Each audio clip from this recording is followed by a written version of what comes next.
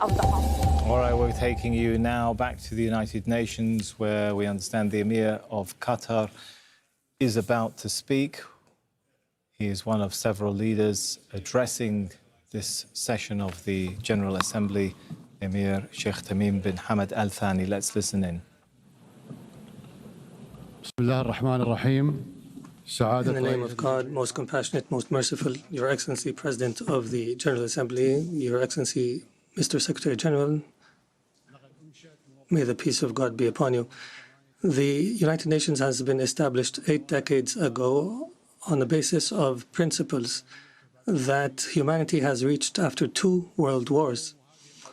These rules are based on the maintenance of international peace and security and the respect for human dignity and state sovereignty and a non-interference in internal affairs, and to cooperate for the benefit of our peoples. This means if we allow violations to continue, it means allowing the rule of the jungle, where perpetrators and violators enjoy benefits just because they can. This is the political realism that we are facing, that has been reduced to the ability to impose a status quo. This is a crisis. Such conduct finds that violators consider that tolerating them is a weakness. What must prioritize the discussion in the international community now is how to restore collective security as per the UN Charter, and how to restore the legitimacy of the international system. Your Excellencies, as you know, Doha on the 9th of September has suffered a treacherous attack that targeted the negotiating delegation of Hamas in a residential neighborhood that includes schools and diplomatic missions. As a result of this attack, 6 martyrs have fallen, including a Qatari national who serves in the internal security forces, and 18 people have been injured. This aggression was a violation against our sovereignty and a blatant violation that is unjustified of international law. But the whole world was shocked because of the circumstances of this heinous act, which we have classified as state terrorism. Unlike the claim of the Prime Minister of Israel, this attack is not a legitimate right to follow perpetrators of terrorism. It is an act of a diplomacy that is dedicated to political assassinations, and it undermines any diplomatic efforts aimed at ending the genocide against the people in Gaza. It is also an attempt to kill politicians who are members of a delegation that engages in negotiations with Israel while they were studying an American proposal. As you know, Qatar hosts, as a mediator during the negotiations, hosts delegations of Hamas and Israel.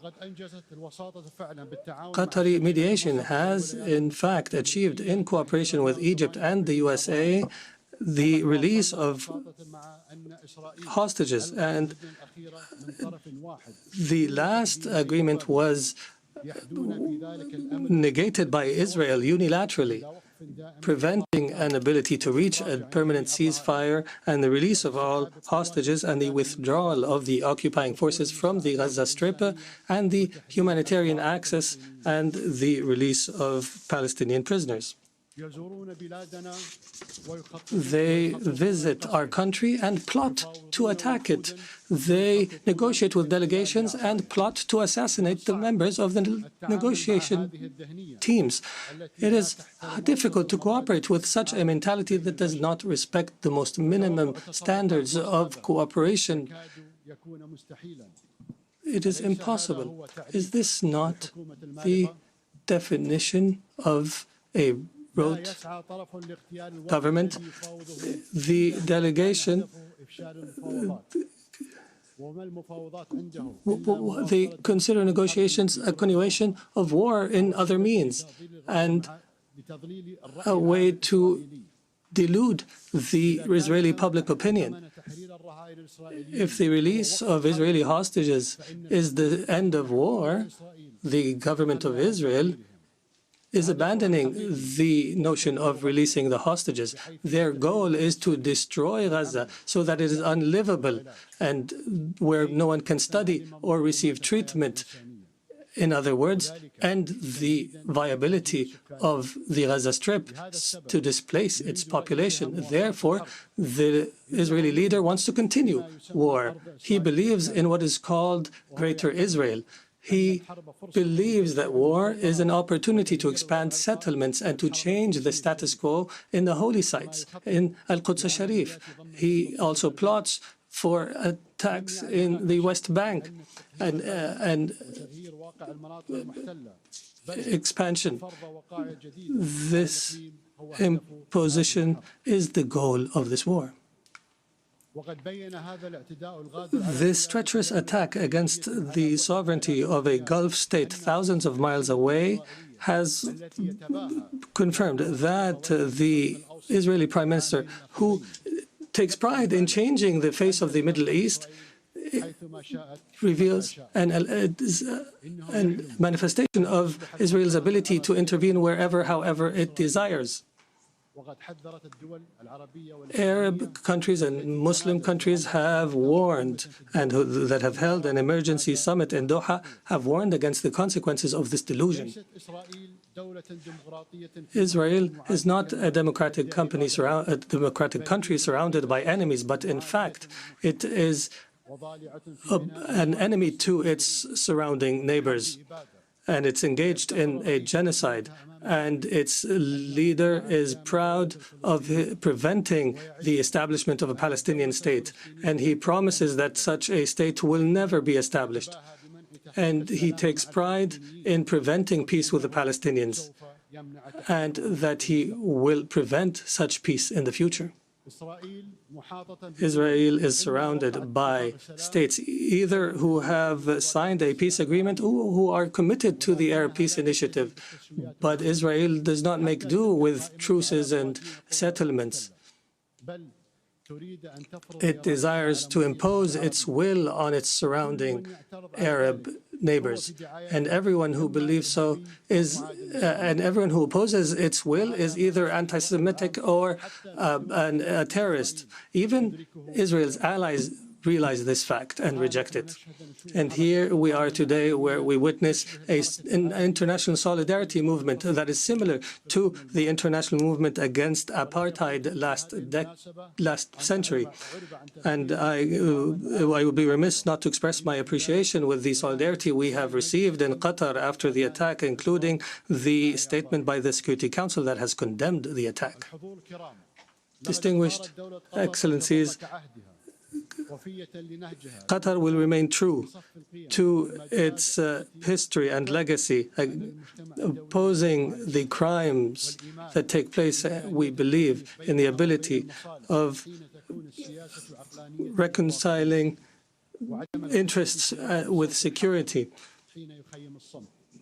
We will continue to speak truth, and we will engage in diplomacy when our enemies find it easier to use weapons. We have engaged to mediate an end to the war and allow for humanitarian access and release hostages, and we have faced disinformation campaigns. However, these campaigns will not deter us. We will continue our efforts in cooperation and partnership with Egypt and the United States of America. We are firmly convinced that peace can only be achieved in our region through a firm position from the Security Council, from accepting and tolerating the occupation's crimes,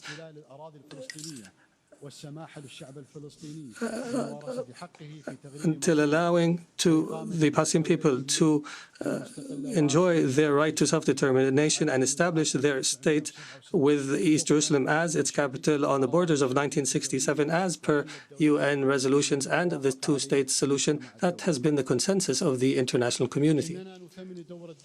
We appreciate the role of states that have recognized the state of Palestine. There is no doubt that such recognition is morally important because it sends a message that violence and more violence will not succeed in liquidating a just cause, such as the cause of Palestine. And we urge more states to recognize the state of Palestine.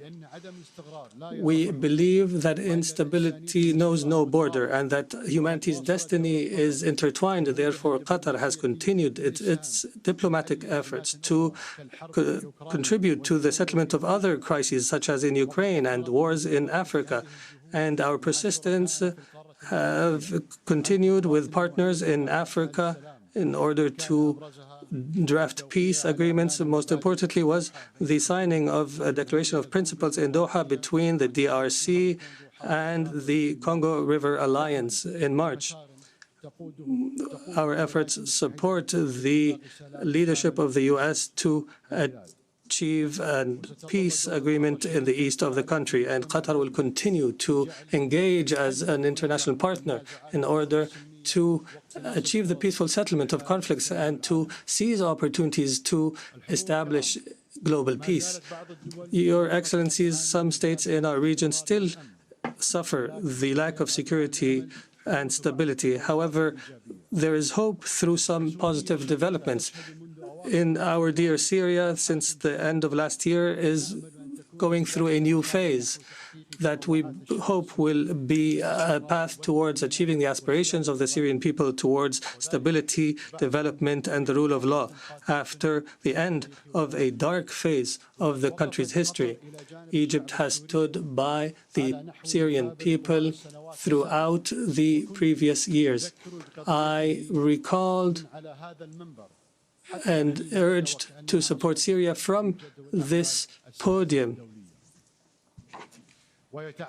even when it seemed to fall off the international agenda.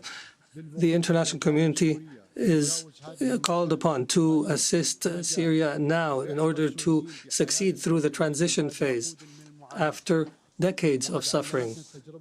Our experience in other Arab countries has taught us that building state institutions and establishing relations between a state and others is based on equality, and internal stability on the basis of respect for diversity are paramount issues at this stage. Qatar will not spare an effort to provide the necessary support to our brothers and sisters in Syria. And we have no doubt that the Syrians will be able to overcome this phase and to reject sectarianism in all its forms, and that they will reject external interference, especially the Israeli attempts to divide Syria and the conduct of Israel that is as though all areas south of Damascus are areas of Israeli influence. The Middle East has also witnessed positive developments through the election of President Hamad in Lebanon and the appointment of Mr. Nawaf Salam as a prime minister, which is a step towards stability in the country. Qatar will continue to support the Lebanon government and people and institutions and will continue to support the Lebanese army. We emphasize the need to implement Security Council Resolution 1701 and the withdrawal of Israeli forces from the areas it occupied during the last war and to end Israeli interference in internal Lebanese affairs. For Sudan, the people in Sudan continue to suffer an unprecedented humanitarian crisis because of the continued violence. We call once again on all parties to prioritize the national interest and to engage in a comprehensive dialogue that leads to a permanent peace and that preserves the unity of Sudan and its territorial integrity and independence, and that achieves development and stability.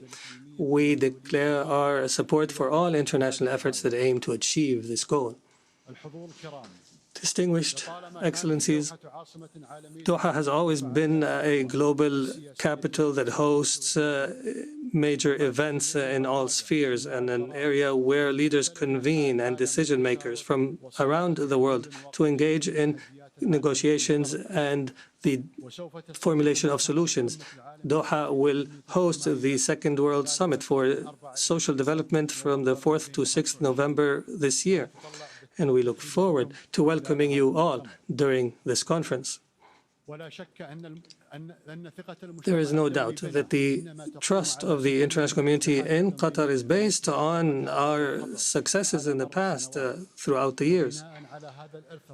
And accordingly, based on this legacy, we have submitted our application to host the Olympics, believing that sports is not just competition, but a bridge between cultures and a means to promote peace and understanding. And as such, we have also organized and hosted the FIFA World Cup, proving that we are able of hosting sporting events of this magnitude. In conclusion, the state of Qatar, realizing the seriousness of the challenges facing the international community, commits to our partnership in seeking truth, peace, and justice in international relations. Thank you, and may the peace of God be upon you. If we allow violations to continue, it'll mean we allow the law of the jungle to prevail. The warning there of the Emir of Qatar, Sheikh Tamim bin Hamad Al Thani. He went on to note the attacks on Doha, the attack on Doha of September the 9th by Israel, calling it a treacherous attack, which we classified as state terrorism. He noted his disappointment with that, saying they were attempting to kill officials as they were studying an American proposal.